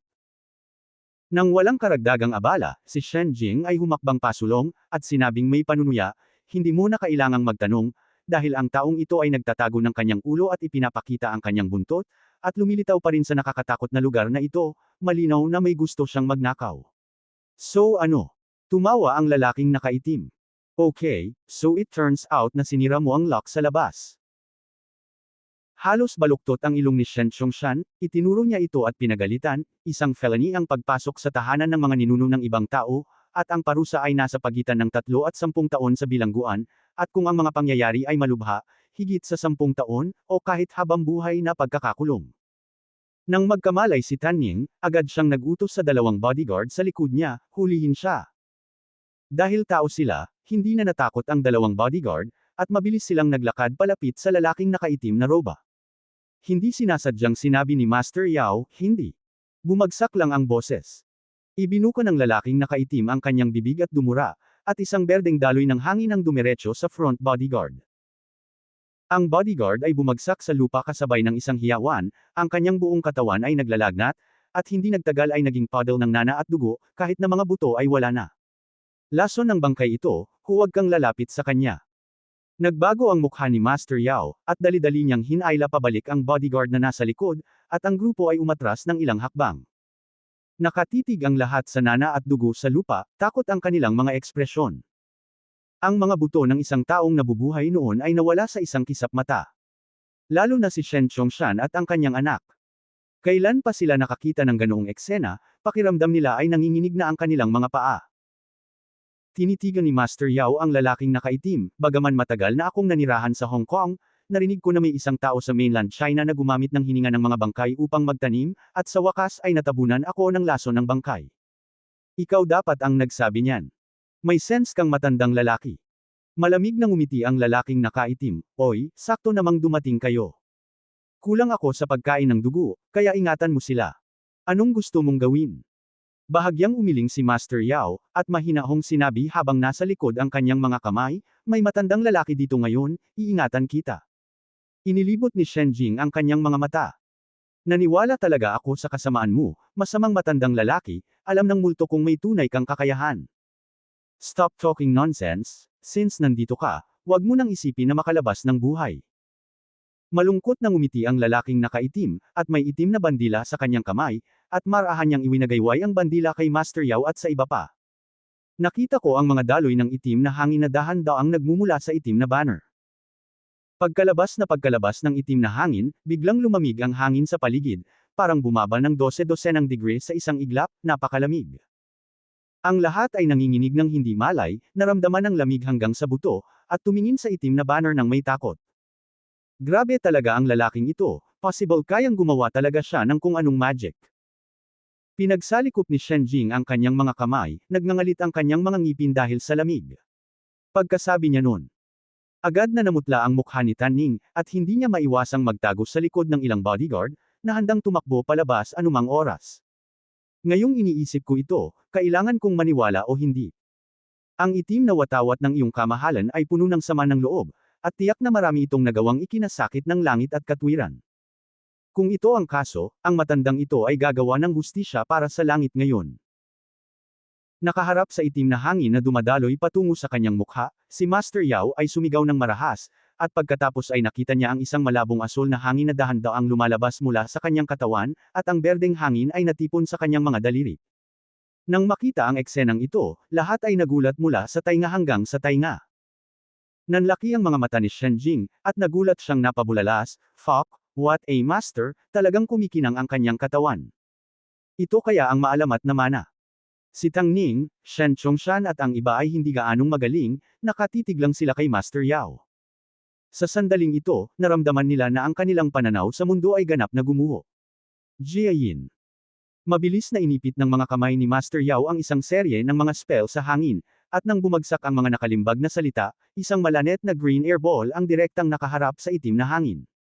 Boom! Sa isang malakas na ingay, ang buong lupa ay nanginag ng ilang beses. Nang tuluyang tumayo ang lahat, nakita nila ang ulap ng itim na hangin na nakakalat ng berdeng hangin sa isang kisap mata. Ngunit ang berdeng enerhiya ay nagpatuloy ng walang tigil, at tinamaan ang lalaking nakaitim na damit sa isang kisap mata. Ang lalaking nakaitim ay lumipad palabas ng may putok, tumalsik ng isang bibig ng dugo, tumingin kay Master Yao at gulat na sinabi, Qingyi Sect. Ikaw ba ay inapo ng Qingyi Sect? Tama, ang matandang ito ay ang kahalili ng Qingyi Sect, at ang kanyang amo ay ang Qingyi Daoist. Kayong mga masasamang erehe ay sadyang mahina sa harap ko. Hindi nagalit si Master Yao at nagkunwaring maharlika, at naglabas ng isa pang pagsabog ng berdeng enerhiya, na direktang tumusok sa puso ng lalaking nakaitim. Namatay siya sa lugar, at ang kanyang katawan ay naging isang pool ng dugo. Matagal bago nag-react ang lahat dahil sa gulat. Iba ang tingin ni Tanning kay Master Yao sa pagkakataong ito, Master Yao, ikaw. Masyado kang magaling, hindi ba? Oo, Master Yao, bakit ngayon ka lang sumikat? Nagtatakang tanong ni Shen Jing. Mabilis na tinitigan siya ni Shen Chongshan, sa takot na masaktan niya si Master Yao sa tanong na ito. Sa pagkikita ng mga mata ng lahat, hinaplos ni Master Yao ang kanyang balbas at ngumiti. Ang liwanag na nakita mo ngayon ay ang malalim na enerhiyang nilinang ng matanda. Misteryosong enerhiya. Ano iyon? Naguguluhan si Tanning. Salamat Master sa pagligtas sa aming buhay ngayon lang. Si Shen Chongshan ay lubos na nagpasalamat. Pagkatapos ng lahat, pagkatapos ng insidenteng ito, ang imahe ni Master Yao sa isipan ng lahat ay agad na tumaas, at si Shen Chongshan ay hindi nang ahas na tretuhin siya na parang kwek-kwek. Hindi mahalaga na umiling siya, ngunit nahuli siya ni Tanning. Mahinahong sinabi ni Tanning, ano ang ibig mong sabihin sa pag-iling mo? Minamaliit mo ang mga spell ni Master Yao. Sa ilang sandali, ang mga mata ng lahat na nakatingin kay Ye Chen ay naging medyo hindi pala kaibigan. Pagkatapos ng lahat, ang kanyang pag-iral ay hindi kasiya siya, at itinuturing lang siya ng lahat bilang isang motivator. Galit na pinandilatan ni Shen Chongshan si Shen Jing. Tingnan mo ang kaklase mo, ang disente mo.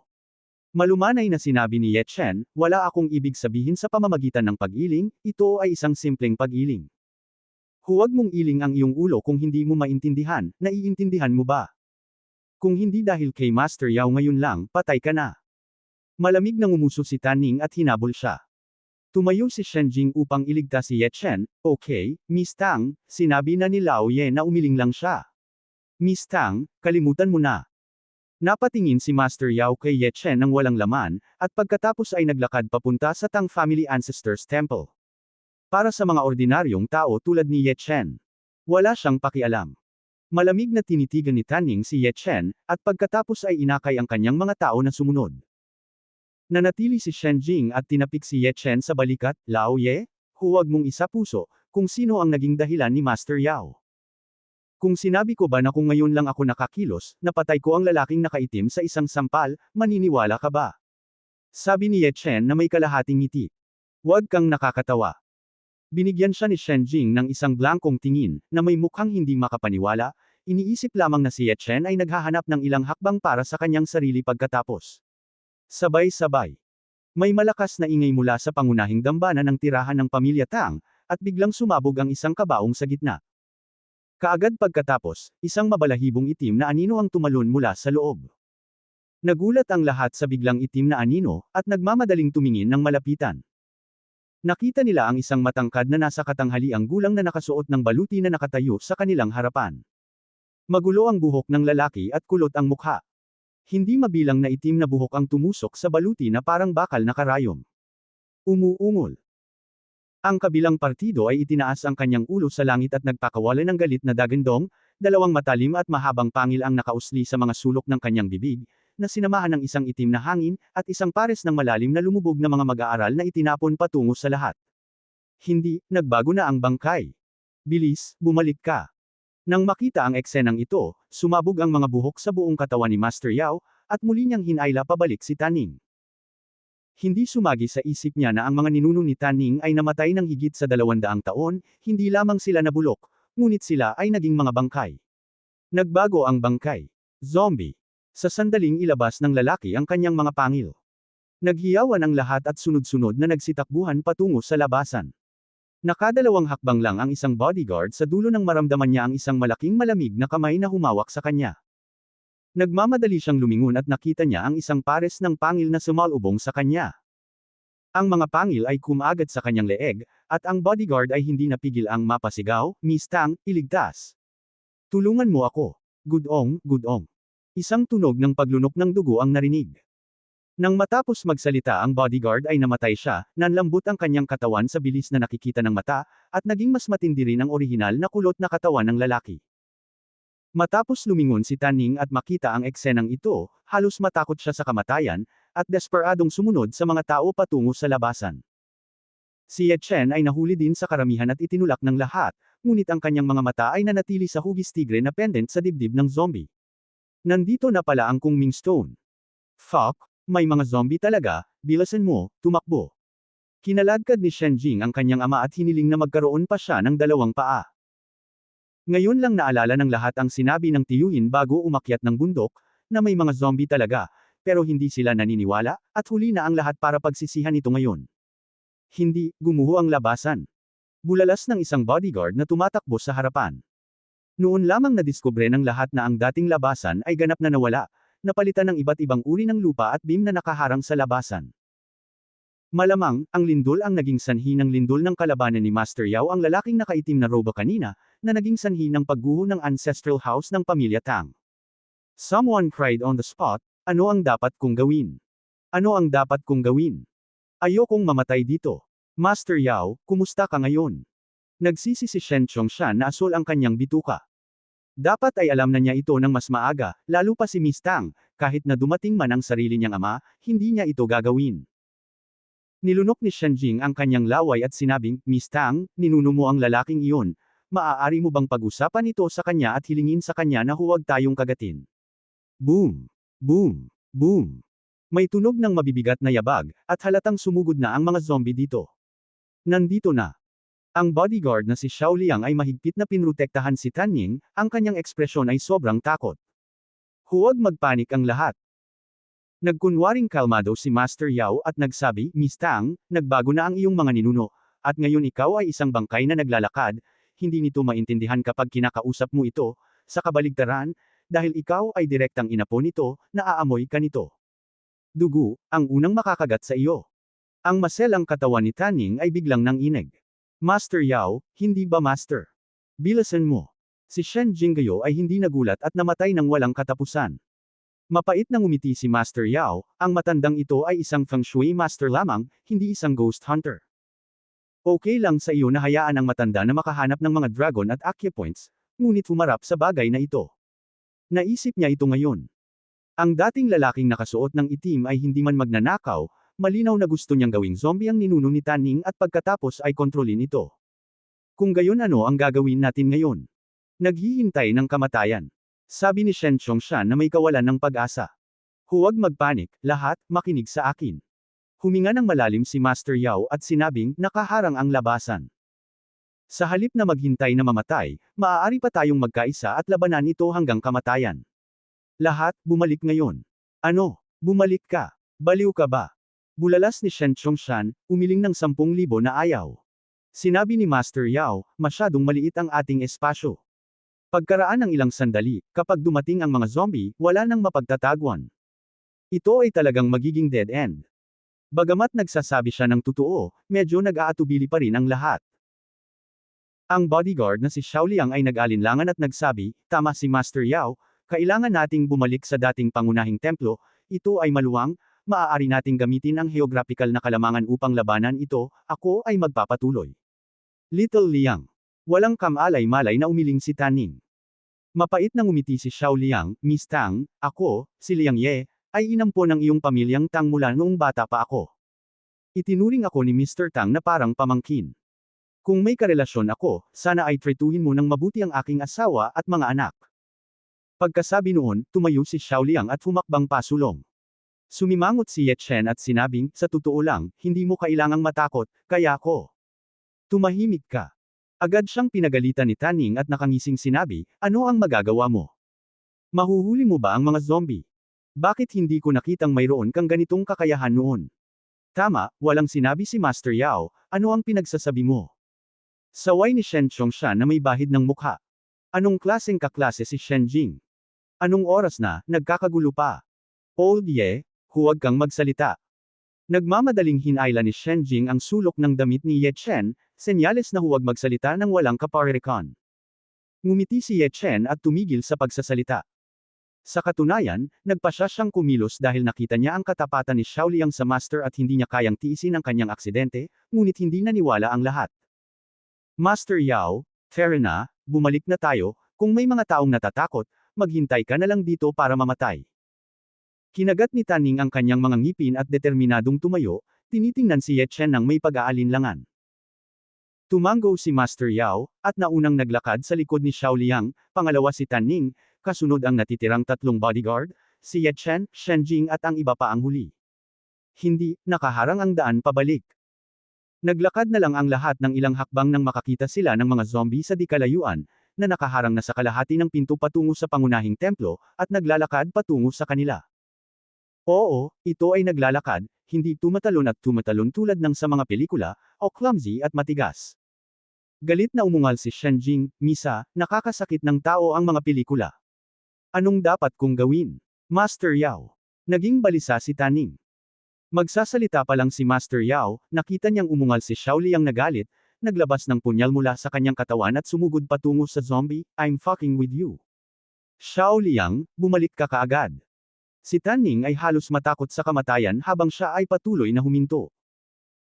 Nagkunwaring walang narinig si Naihi Xiaoliang, at pagkatapos gamitin ang kanyang kakayahan upang sumugod sa zombie, patuloy niyang sinasaksak ang katawan ng zombie gamit ang isang punyal, at paminsan-minsan ay maririnig ang isang symphony ng ginto at bakal. Kaagad pagkatapos, ang kanyang mga galaw ay nagyelo. Isang mahabang matulis na kuko ang tumusok sa kanyang dibdib.